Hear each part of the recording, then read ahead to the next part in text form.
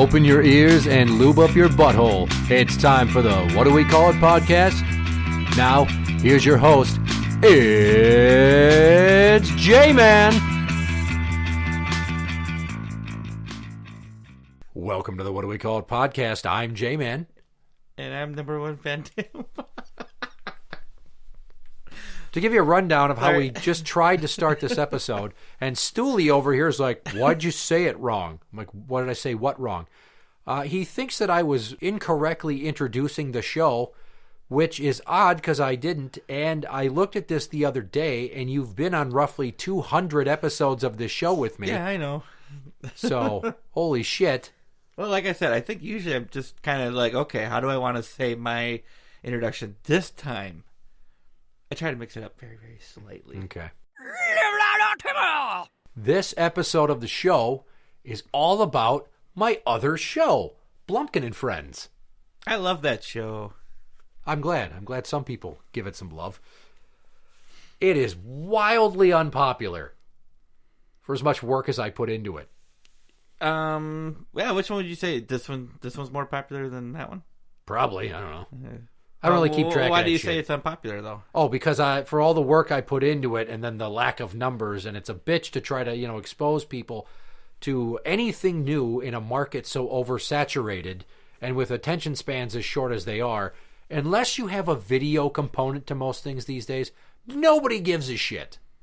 See, and I've been liking like audiobooks and shit, listening to people talk, Pandora comedy, because they're really, I haven't explored it more, but so, if I listen to it, I usually listen to it in my car, or if I'm at work, I'm using the earbuds because nobody else can hear it, and I can't be dragged in the front office for offensive shit. There you go.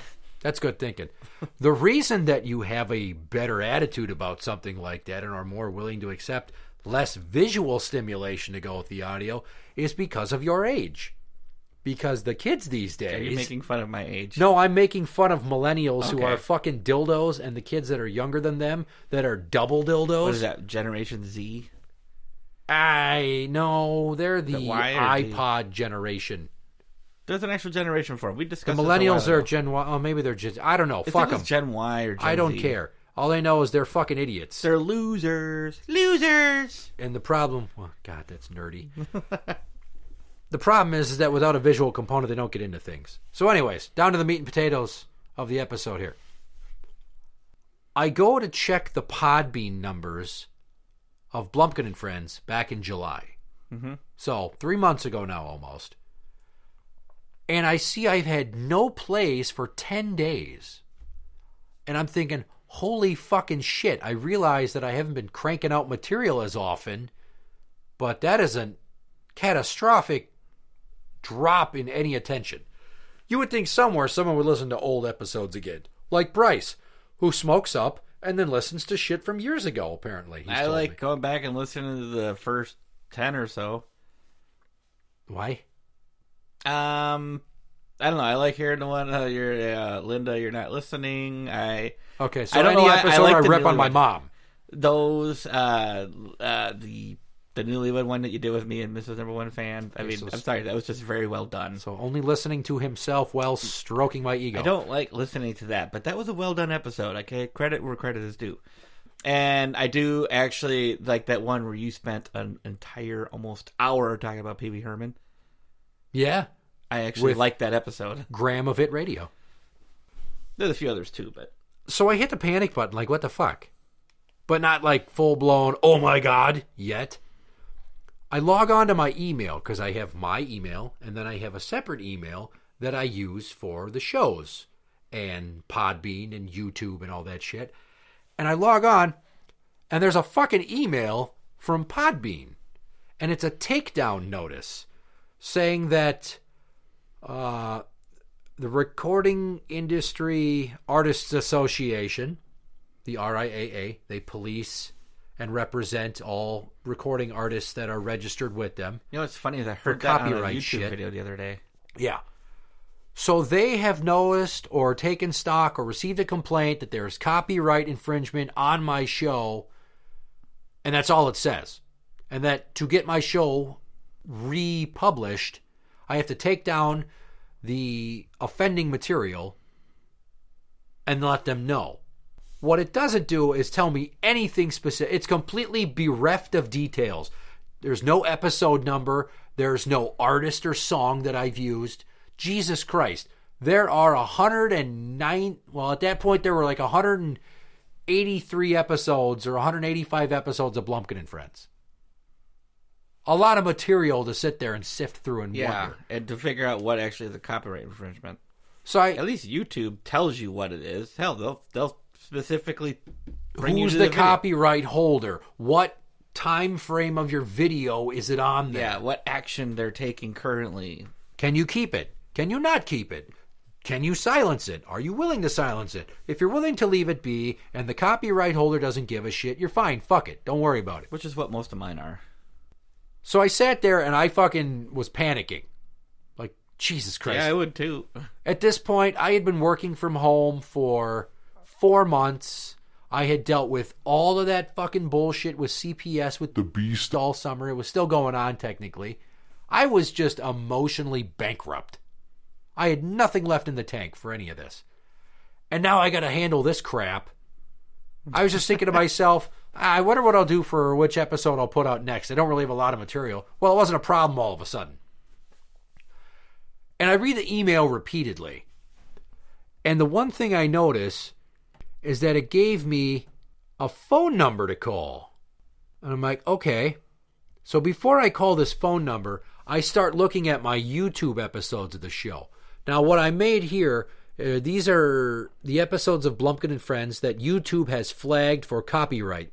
Now, none of them have been asked to be taken Just ones down. that there was a copyright claim. Yeah. Yes, which means it's none of these. And It could be, though. Well, the thing of it is the intro to the show that I started using is a song, one of my favorite songs ever. It's from the Revenge of the Nerds soundtrack. Yeah. It's They're Incredible by the Rubinoos. Yeah, and I took it, I like slightly changed it, I added my own shit over it. I didn't change it all that much. I basically ripped off the beginning of the song. You'll notice I don't use that intro anymore. I started making my own. Sadly. So all these, what episode number and where in the episode the offending material is. Episode 36, in the intro to the show. Episode 64, during the game portion of the show. I believe that was me playing some music in the background of some, I don't know. Intro, outro, intro. Another one's a game. I used a song in episode 162. I believe that's Bye Bye Buddy, where it's a song about I'm a dumb fucking cat. It's some other guy's shit. Whatever. So I knew it wasn't any of the standard episodes. And the difference between the YouTube episodes of Blumpkin and Friends and the Podbean episodes, and why you will notice the numbering of the show if you go through YouTube, it skips a number every so often. I started doing these episodes probably a year and a half or two ago, where Blumpkin Radio. I do an old-timey, like fucking Wolfman Jack style radio show. I would have songs I want to play. I would have somebody host the episode. Sometimes it was me. A couple times it was Brownbeard. A couple times it was Richard Cranium. There are characters. Yeah. So I figure, well, I play a lot of copyrighted material on those episodes. Fuck me. So I screwed myself by trying to be fun and creative. And honestly, I get the whole copyright somebody else's shit, but it's kind of an antiquated concept when you think about it in this day and age, because you're trying to mass market yourself and expecting to get paid every time somebody plays your song is a little retarded. You should be happy that anybody gives a shit about the art you create at all.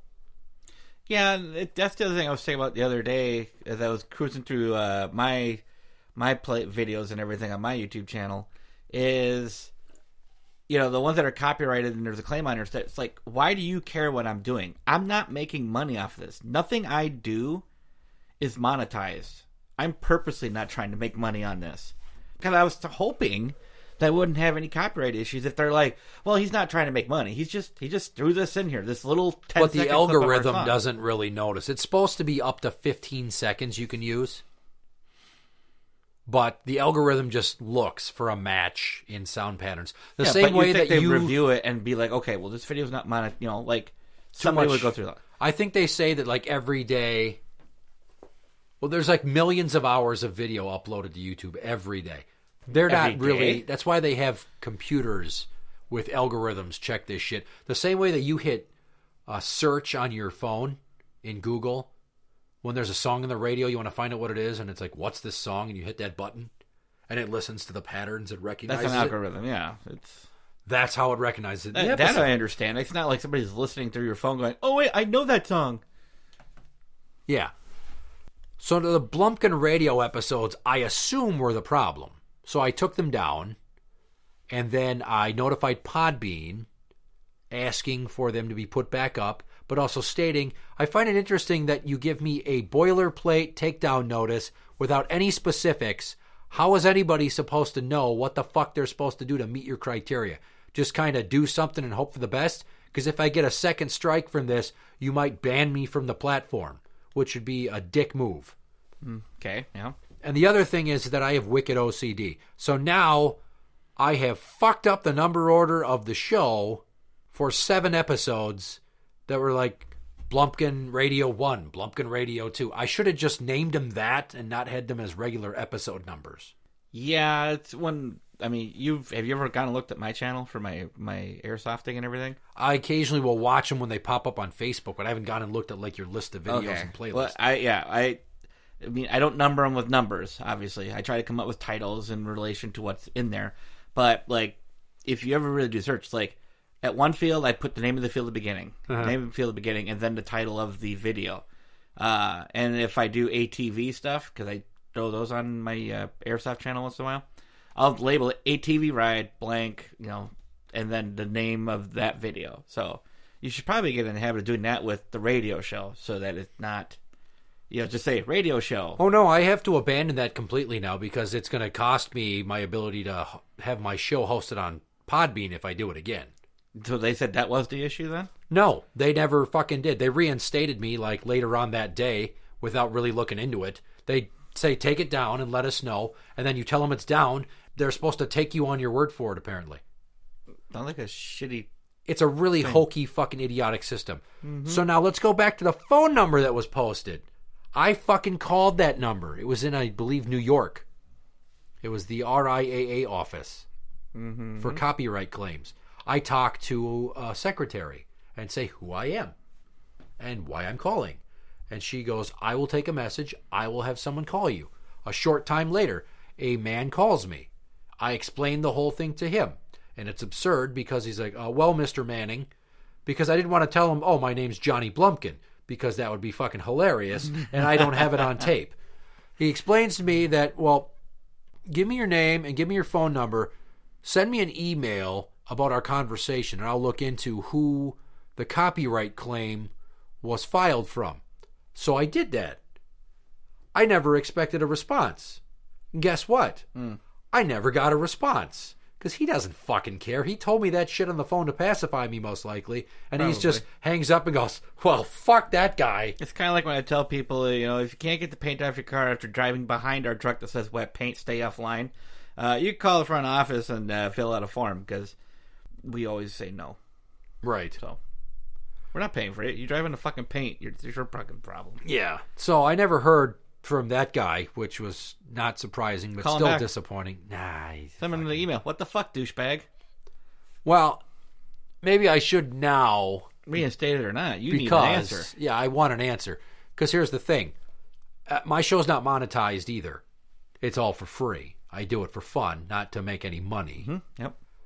So fast forward to last fucking week and... No, I'm sorry. So fast forward to mid-September.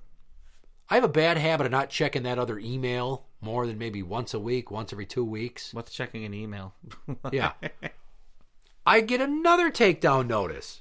Oh, dear. From Apple Podcasts with the same fucking complaint. I'm like, Jesus Christ, are you shitting me?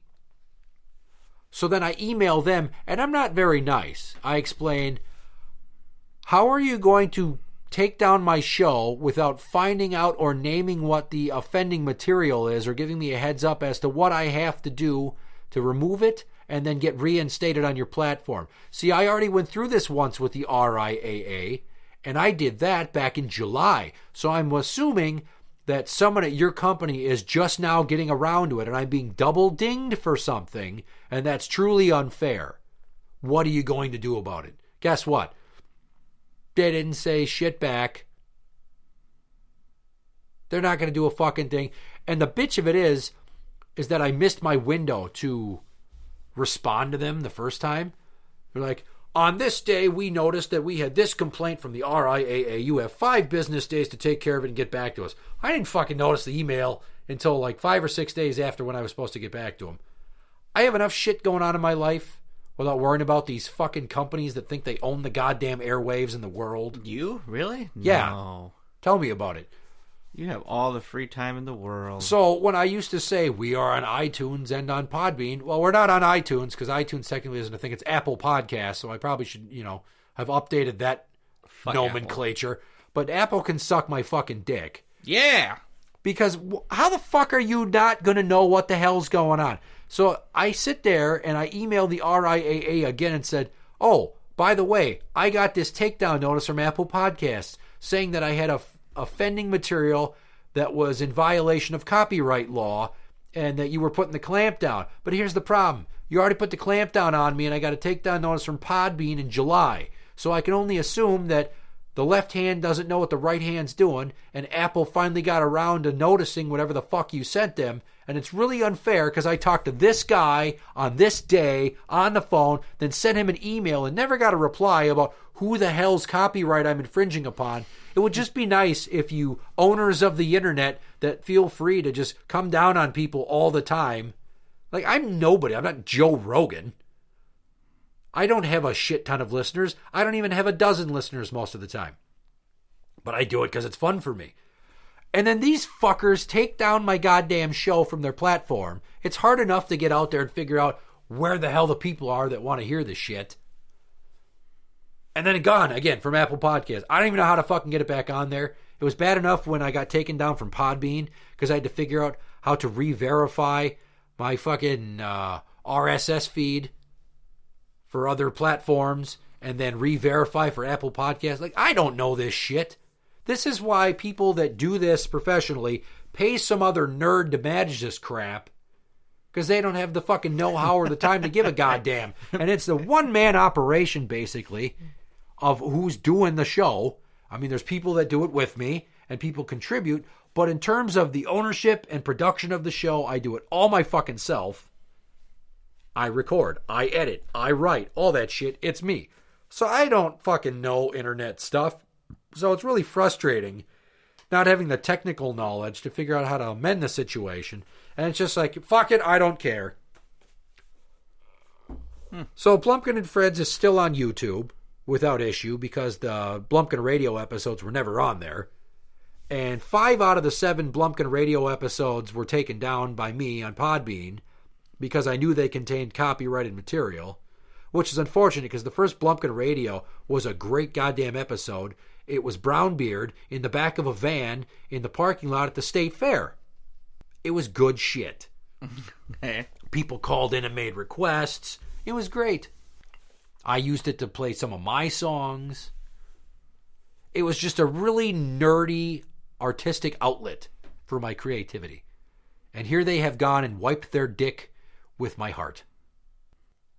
Interact with the show on Twitter at What Do We Call It. That is at What Do We Call It. You can find us on Facebook at facebook.com/group/What Do We Call It Podcast Show. You can find Blumpkin and Friends on Twitter at Blumpkin Show. That is at Blumpkin Show. You can find it on Podbean at blumpkinshow.podbean.com.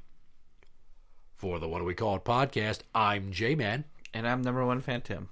And that's the end.